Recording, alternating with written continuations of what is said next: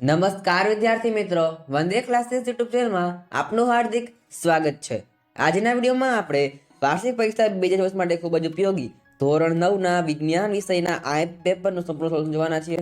આપણી આ ચેનલ પર ધોરણ 9ના વાર્ષિક પરીક્ષા માટેના બધા વિડીયો મૂકવામાં આવે છે, જેમ કે આઈએમપીના વિડીયોઝ, બ્લુપ્રિન્ટના વિડીયોઝ વગેરે તમે જોઈ શકો છો। તમને જરૂરથી છે મદદ થવાના છે, તે બધા તમને છે નીચેથી લિંક મળી રહેશે, તો ખાસ તમે બધા વિડીયો જલ્દી જોઈ લેજો।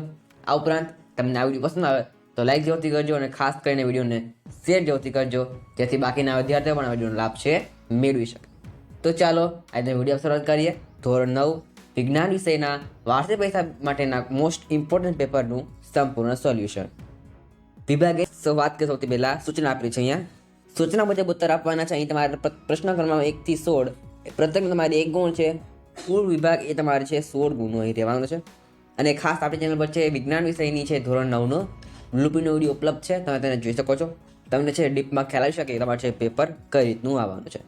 સૌથી પહેલાં આપેલું છે અહીંયા યોગ્ય વિકલ્પ પસંદ કરીને ઉત્તર આપવાના છે, કે MCQ પ્રકારના પ્રશ્ન છે। પહેલો સવાલ આપેલો છે અહીંયા, નીચેના પૈકી કયું દ્રવ્ય ચોક્કસ આકાર અને ચોક્કસ કદ ધરાવતું નથી? તો જવાબમાં આવશે સી એટલે કે ઓક્સિજન। ઓક્સિજન છે ને કોઈ પણ આકાર નથી હોતો, કારણ કે એ છે વાયુ છે અને તે ચોક્કસ કદ પણ છે ધરાવતું નથી, માટે જવાબમાં આવશે સી એટલે કે ઓક્સિજન। આગળ ત્યાર પછી આપણે આપેલું છે બીજો સવાલ, વિક્ષેપિત કલા અને વિક્ષેપણ માધ્યમ બંને પ્રવાહી હોય તેવા કલિલનો પ્રકાર જણાવો। તો જવાબમાં આવશે અહીંયા એ એટલે કે પાયસ। ત્યારબાદનો પ્રશ્ન છે ત્રીજો, મોટા ભાગની ધાતુઓની પરમાણ્વીયતા કેટલી હોય છે? તો જવાબમાં આવશે અહીંયા 1। ત્યાર પછી છે ચોથો વિકલ્પ, કઈ અંગિકા કોષનું પાવર હાઉસ છે? તો જવાબમાં આવશે અહીંયા કળાપ સૂત્ર, સો આવશે બી। ત્યાર પછી ખરા ખોટા આપેલા છે। અહીંયા પાંચમો સવાલ છે, પાણીનું બાષ્પીભવન એ રાસાયણિક ફેરફાર છે। આ વિધાન તમારે અહીંયા છે ખોટું છે, આ તમારે છે એ ભૌતિક ફેરફાર છે। ત્યારબાદ એક દોડવીર વર્તુળાકાર પથ પર એક ચક્કર પૂર્ણ કરે ત્યારે તેના દ્વારા થયેલું સ્થાનાંતર શૂન્ય થાય છે। તો જવાબમાં આવશે અહીંયા ખરું, કારણ કે જે દોડવીર છે દોડે ફરી પાછો અહીંયા જ આવે છે, એટલે જવાબમાં આવશે એટલે તેનું સ્થાનાંતર છે શૂન્ય થાય છે, માટે જવાબમાં આવશે અહીંયા વિધાન ખરું છે। ત્યાર પછીનો પ્રશ્ન આપેલો છે, પૃથ્વી તરફ મુક્ત પતન પામ કરતા પદાર્થની કુલ ઉર્જા વધતી જાય છે।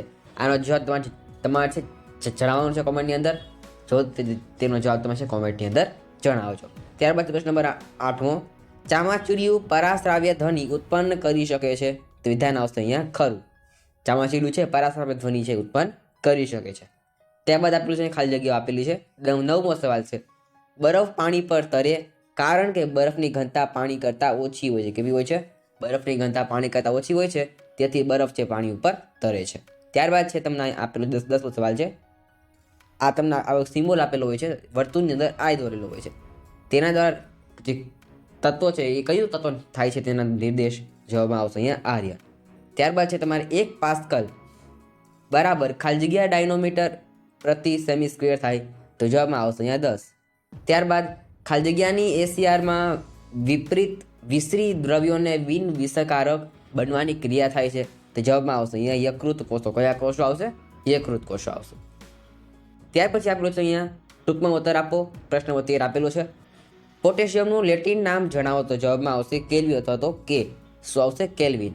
ત્યારબાદ બળના આઘાતનો એસઆઈ એકમ જણાવો? તો જવાબમાં આવશે કિલોગ્રામ મીટર પ્રતિ સેકન્ડ એની -1 અથવા તો કિલોગ્રામ મીટર પ્રતિ સેકન્ડ।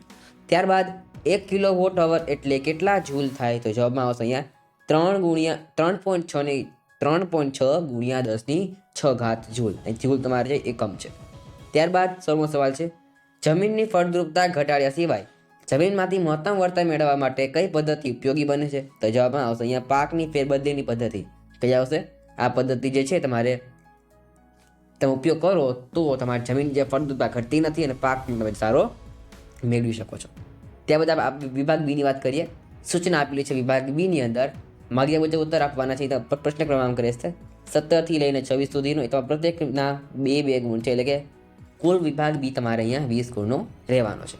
અને ખાસ આપણી જરૂર પર છે વિભાગ એ માટેના વિડીયો આવવાના છે, હેતુલક્ષી માટેના, તમે તેને જોઈ શકો છો, તો તેના આધારે તમે છે તમારા વિભાગ એના ગુણ પર સિક્યોર કરી શકો છો। આ ઉપરાંત આપણી ચેનલ પર ધોરણ એટલે કે વિજ્ઞાન વિષયનો જ 2, 3 અને 4 ગુણ આઈપીનો વિડીયો ઉપલબ્ધ છે, તમે ત્યાં જોઈ શકો છો। ખાસ તમને છે સારા ગુણ આવી શકશે। તો વાત કરીએ પ્રશ્ન 17ની, કયો પદાર્થ દ્રવ્યની ત્રણેય અવસ્થાઓ સરળતા ધરાવી શકે છે? તો જવાબમાં આવશે અહીંયા પાણી. શું આવશે? પાણી દ્રવ્યની ત્રણેય અવસ્થાઓ ધરાવી શકે છે. ઘન હોય તો બરફ સ્વરૂપે, પ્રવાહી હોય તો પાણી સ્વરૂપે, અને વાયુ હોય તો પાણીની બાષ્પ સ્વરૂપે.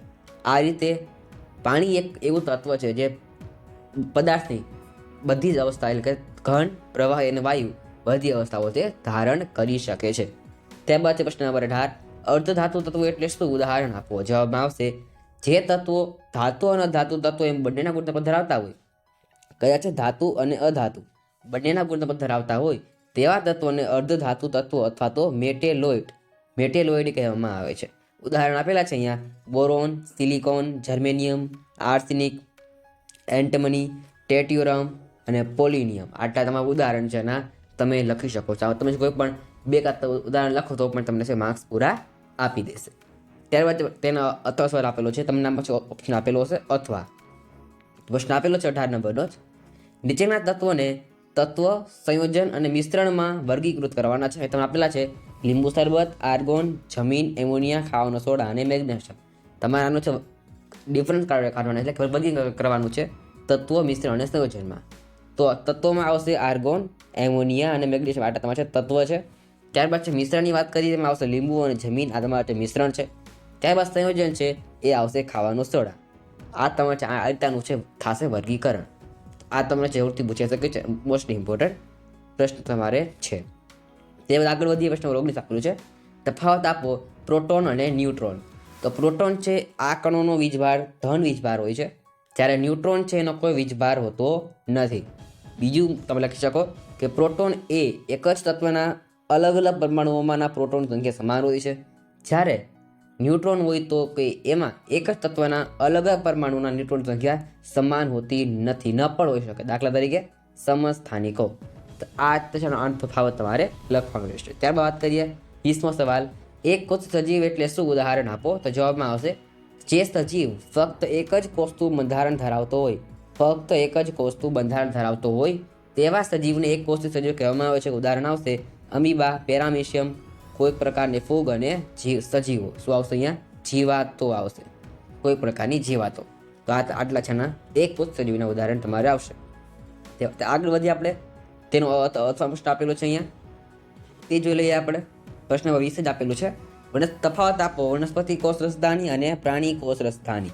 તફાવતમાં આવશે સૌથી વાત કરીએ પેલો મુદ્દો આપેલો છે વનસ્પતિ કોષ રસધાનીમાં. વનસ્પતિ કોષ રસધાનીમાં ઘણા મોટા કદની હોય છે, ત્યારે પ્રાણી કોષ રસધાની નાના કદની હોય છે. ત્યારબાદ બીજો મુદ્દો આવશે વનસ્પતિ કોષની રસધાની મુખ્યત્વે કોષીય દ્રવ્યોથી ભરેલી હોય છે. કોનાથી? કોષીય દ્રવ્યોથી ભરેલી હોય છે, જ્યારે પ્રાણી કોષની રસધાની અન્નધાની તરીકે ઓળખાય એટલે કે તે ખોરાકના દ્રવ્યોથી ભરેલી હોય છે. આ છે આનો મેઇન ડિફરન્સ છે વનસ્પતિ કોષધાની અને પ્રાણી કોષધાની.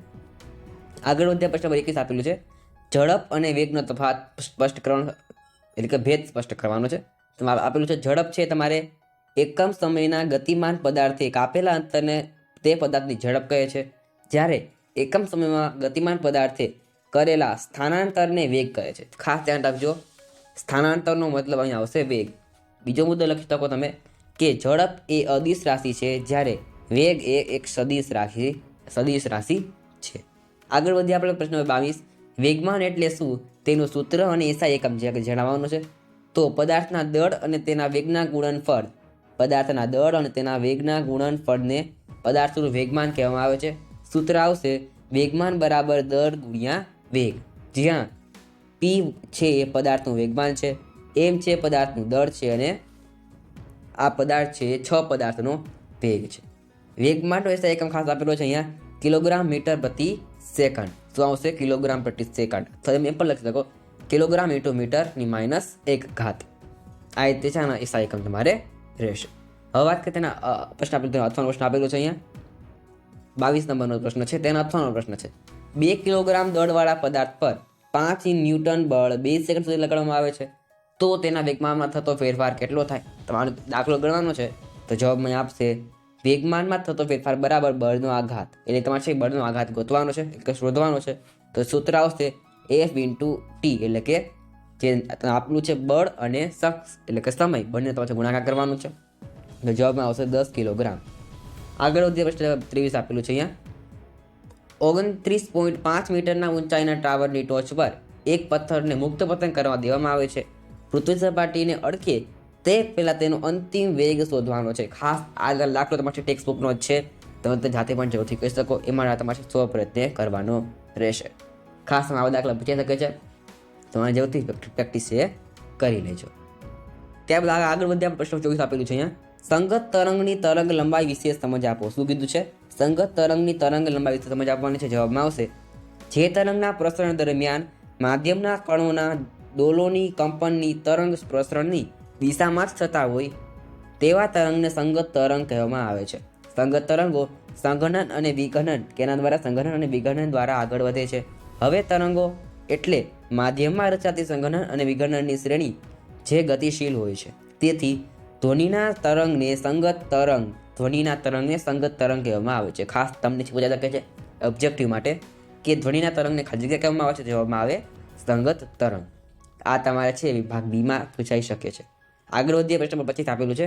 નિંદણ એટલે શું? તેના ઉદાહરણ જણાવો. તો જવાબમાં આવશે નિંદણ એટલે કૃષિ ઉપયોગી ભૂમિમાં મુખ્ય પાકની સાથે ઉગી નીકળતી અનાવશ્યક એટલે કે બિનજરૂરી વનસ્પતિઓ. ઉદાહરણમાં આવશે ગાડરિયું એટલે કે ઝિન્થેમિયમ, ગાજર ઘાસ એટલે કે પાર્શેનિયમ અને મોથા એટલે કે સાયપેનિડિયમ રોડુન્સન્સ. આ તમે આનું ઉદાહરણ રહેશે. ત્યારબાદ વાત કરીએ આ પ્રશ્ન 26ની. લીલું જૈવિક ખાતર તૈયાર કરવા માટેની ક્રિયાવિધિના આપેલા વિધાનોને યોગ્ય ક્રમમાં ગોઠવવાના છે. ખાસ તમારે જાતે કરવાનું છે. તમને ટેક્સ્ટમાં પ્રશ્ન આપેલો છે, તો તમે જાતે પણ જરૂરથી કરી શકશો. અને ખાસ આનો જવાબ તમે છે કમેન્ટ જણાવી શકશો, તો જરૂરથી એને કમેન્ટની અંદર લખજો, જેથી બાકીના વિદ્યાર્થીઓ પણ તેનું છે જાણ થઈ શકે. તો આ તમારે છે વિભાગ બીના પ્રશ્ન જવાબ રહેશે. આગળ વધે વિભાગ સી તરફ. વિભાગમાં સૂચના આપેલું છે તમને અહીંયા. માગ્યા મુજબ ટૂંકમાં ઉત્તર આપવાના છે. એ રીતે પ્રશ્ન ક્રમાંક રહેશે 27 થી લઈને 34 સુધી. અહીં તો પ્રત્યેકના 3 ગુણ છે. કુલ વિભાગથી તમારે 24 ગુણનો છે. ત્યાં આવેલું પ્રશ્ન 27.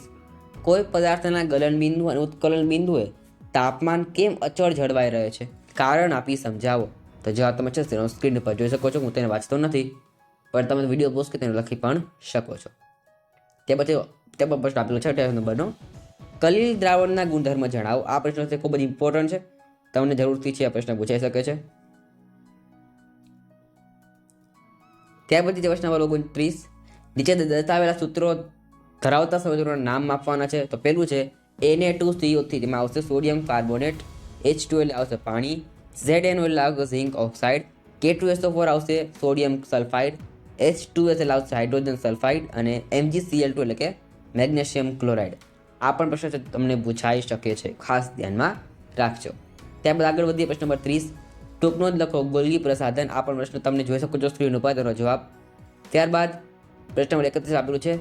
નીચે આપેલના નામ આપવાના છે. પેશી કે જે મનુષ્યમાં સ્નાયુઓની અસ્થિ સાથે જોડે છે. કોને? સ્નાયુઓને અસ્થિ સાથે જોડે છે.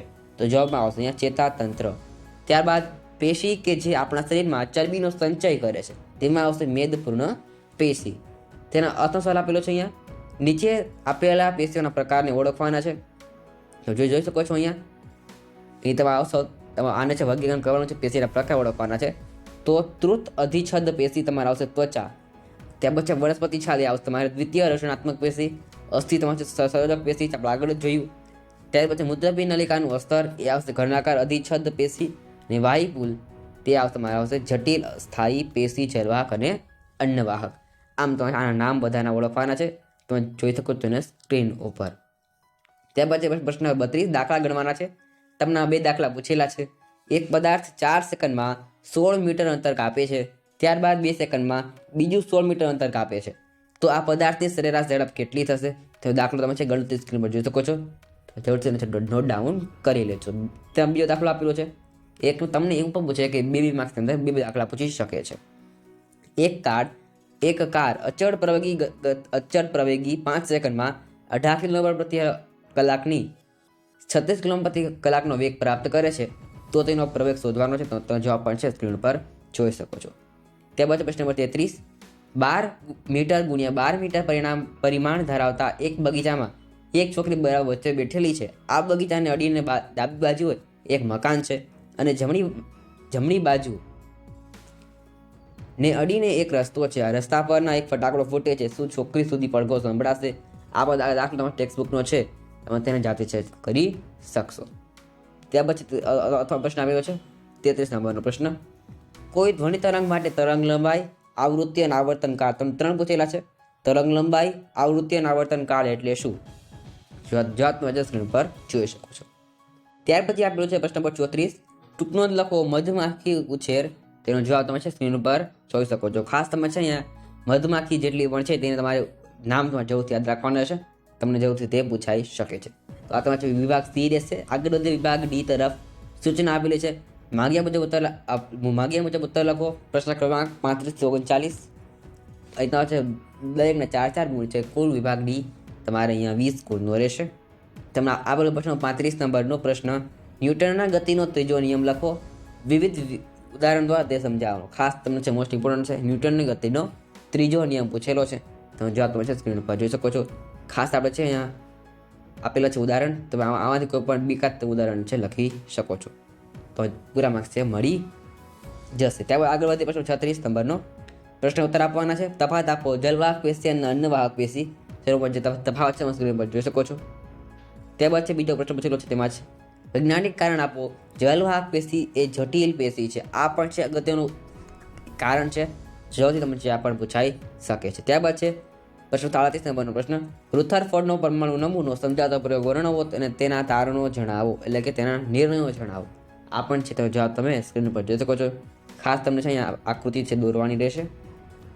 તમને છે ખાસ ઉપયોગી રહેશે. તેનો જવાબ તમે સ્ક્રીન પર જોઈ શકો છો.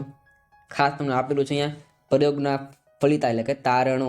આવશે તારણો, અથવા એ પણ લખી શકો પરિણામ એટલે કે પ્રયોગના નિર્ણયો. તમે એ પણ છે લખી શકો છો. ત્યારબાદ છે અથવા સવાલ આપેલો છે નીચે આપેલ તત્વોની ઇલેક્ટ્રોન કક્ષાની ગોઠવણી કરો. આ પણ જાતે તમે કરવાનું રહેશે. ખાસ તમને જે આ પ્રશ્ન પૂછાઈ શકે છે. આ તમે ટેક્સ્ટબુકમાં તમે જોઈને લખી શકો છો. ત્યારબાદ છે પ્રશ્ન નંબર 38. એચ ઊંચાઈ પર રહેલી વસ્તુની સ્થિતિ ઊર્જાનું સૂત્ર તારવો અને 10 કિલોગ્રામ દળની વસ્તુને જમીનથી 6 મીટરની ઊંચાઈ પર લઈ જવાથી વસ્તુ સંગ્રહ પામતી ઊર્જાની ગણતરી કરો. તો તમારી જવાબ તમે સ્ક્રીન પર જોઈ શકો છો. અહીંયા આપણે છે બંનેની આપેલી છે ગણતરી. ખાસ તમે જોઈ શકો છો અહીં આપેલી છે ઉર્જાની ગણતરી. તમે તેને પછી સ્ક્રીન પર જોઈ શકો છો. ત્યારબાદ છે પ્રશ્ન 39. ગુરુત્વ પ્રવેગ એટલે શું? સ્મોલ જી અને જી વચ્ચેનો સંબંધ એટલે કે ગુરુત્વાકર્ષણ અને ગુરુત્વીય પ્રવેગ વચ્ચેનો સંબંધ દર્શાવતું વ્યાપક સૂત્ર મેળવો અને જીનો એસા એકમ અને મૂલ્ય લખો. તેનો જવાબ તમે સ્ક્રીન પર જોઈ શકો છો. ખાસ આ પ્રશ્ન તમારા માટે છે મોસ્ટ ઇમ્પોર્ટન્ટ છે. ત્યારબાદ પ્રશ્ન આપેલો છે અહીંયા તમે 2 પ્રશ્ન પૂછેલા છે. તફાવત આપો દળ અને વજન. તફાવત છે સ્ક્રીન પર જોઈ શકો છો. ત્યારબાદ વૈજ્ઞાનિક કારણ આપો. લાકડામાં બુઠ્ઠી ખીલી ઠોકવી મુશ્કેલ પડે છે. તેનો જવાબ તમે સ્ક્રીન પર જોઈ શકો છો. તો આજના વિડીયોમાં આપણે જોયું ધોરણ 9ના વિજ્ઞાન વિષયનું અર્થવ્યવસ્થા માટેનું જે મોસ્ટ ઇમ્પોર્ટન્ટ પેપર છે સોલ્યુશન સાથે. આ તમને ખૂબ મદદ થવાના છે. માટે વિડીયો તો ખાસ કરીને વિડીયો લાઈક જરૂરથી કરજો અને ખાસ કરીને વિડીયોને શેર કરજો. તો આજના વિડીયોમાં આટલું જ. ફરી thanks for watching. All the best.